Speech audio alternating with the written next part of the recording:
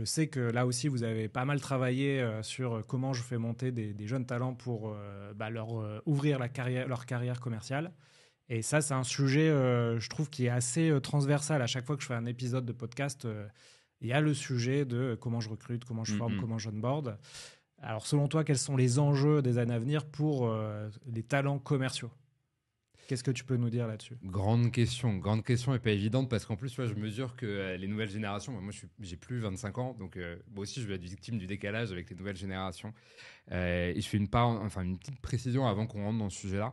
C'est marrant parce que tu parles à un directeur commercial, c'était encore plus vrai l'année dernière, mais ça l'est toujours un peu aujourd'hui. Tu lui demandes son premier problème. Spontanément, le premier problème qui va te remonter, c'est recruter des commerciaux. Ouais. Mais c'est aussi souvent parce que les directeurs commerciaux se disent que pour faire x2, il faut 2 fois plus de people. Ils s'intéressent, je trouve, beaucoup moins à la question de OK, mon premier problème, c'est de rendre mes commerciaux encore plus efficaces. Et en fait, je trouve qu'il y a 3 gros sujets autour de ça.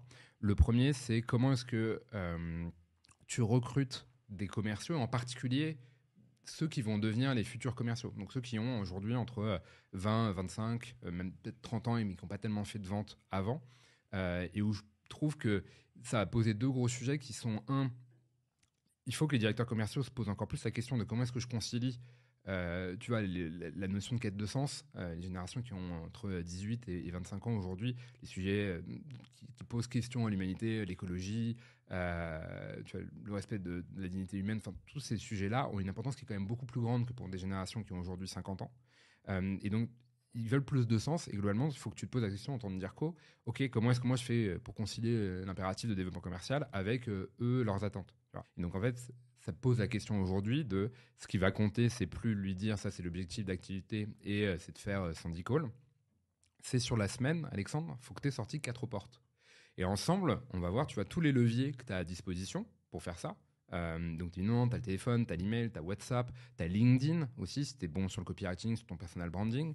Tu vas avoir la vente partenariale, on pourrait y Ouais. revenir. Tu vois, c'est de lui montrer tous les canaux que tu as à disposition pour te dire, je vais essayer de concilier au mieux ce sur quoi il est bon, ce qui lui plaît, et ce qui est important pour la boîte pour atteindre l'objectif fixé. Voilà.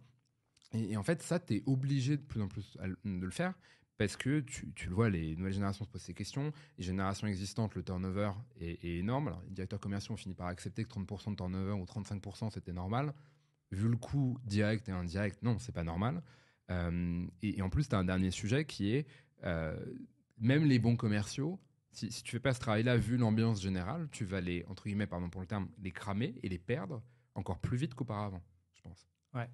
Effectivement, le turnover des commerciaux, c'est un sujet aussi.